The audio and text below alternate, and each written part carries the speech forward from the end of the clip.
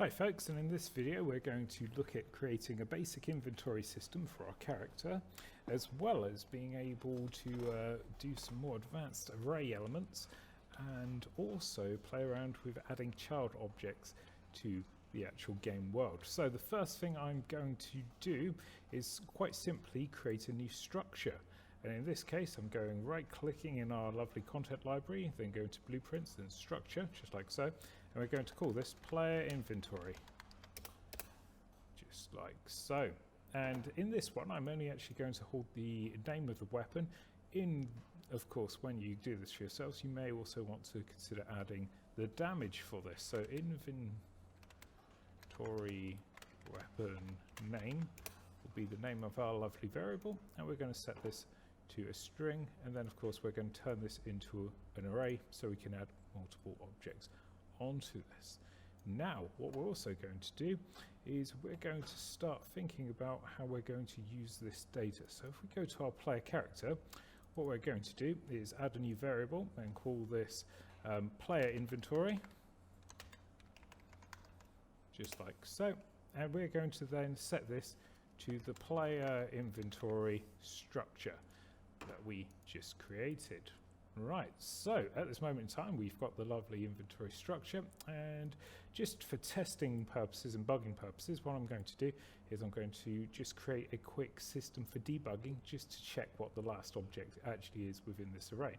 So if I press the Q key like so, what we're then going to do is get the player inventory, drag and drop this onto here. We're going to then drag out of here, break player inventory, and we are going to then get a reference, just like so, and get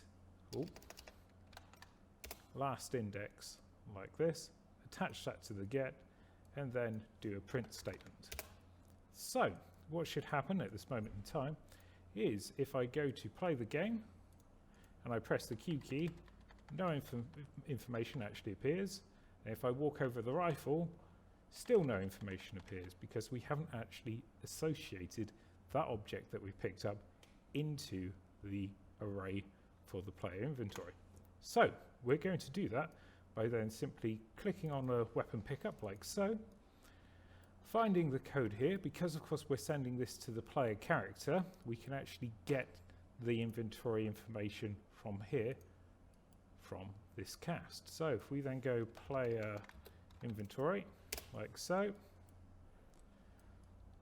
and then what we're going to do is break the player inventory, and then we are going to do an add.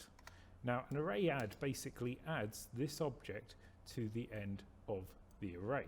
So what we're going to do is find the actual weapon name and then drag and drop it into here. So if I compile this code, and I'm now pressing Q, nothing happens, but if I walk over our weapon and I pick it up, there you go.